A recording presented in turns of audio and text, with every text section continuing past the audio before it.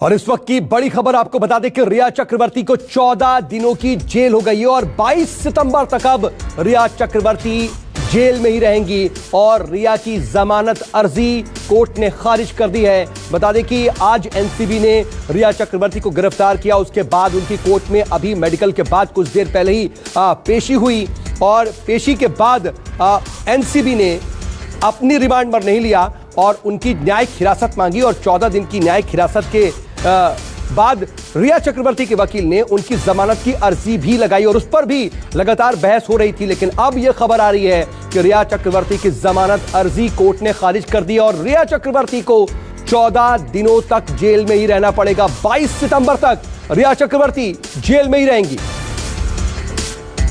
दीपक दुबे मेरे सहयोगी इस वक्त मेरे साथ जुड़ रहे हैं। दीपक, देखिए, जमानत अर्जी पर कुछ देर तक बहस चली, उसके बाद आखिरकार वो खारिज कर दी गई। क्या कुछ पॉइंट्स रखे गए थे रिया चक्रवर्ती के वकील की तरफ से?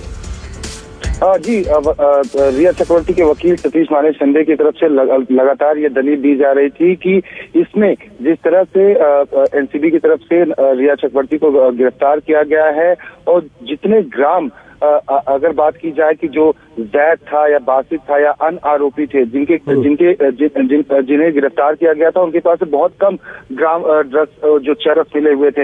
ऐसे में रिया चक्रवर्ती के पास से कोई भी जो ड्रग्स था वो नहीं मिला हुआ था, कोई भी सीजन नहीं हुआ था और अगर कोर्ट ने पहले ही इसी कोर्ट ने 2 आरोपियों को बेल दे दी थी, उस आधार पर रिया चक्रवर्ती को भी बेल दी जाए। अगर जरूरत पड़ती है पूछताछ के दौरान तो रिया चक्रवर्ती जिस तरह से अभी तक एजेंसीज को सपोर्ट करने के लिए और जांच के लिए तैयार है, वो जांच के लिए तैयार रहेंगी और पूछताछ में सहभागी होंगी। ऐसे में कोर्ट जिस तरह से एनसीबी की तरफ से जो रिमांड कॉपी जब तैयार की गई थी और कोर्ट के सामने रखा गया था कि ड्रग सिंडिकेट में ये मुख्य तौर पर ये संलिप्त हैं और ऐसे में उन शब्दों का जो प्रभाव था वो कहीं ना कहीं कोर्ट और ये दलीलें दी गई, लेकिन इन दलीलों को कोर्ट ने खारिज कर दिया और आखिरकार 22 सितंबर तक अब रिया चक्रवर्ती को जेल में ही रहना होगा।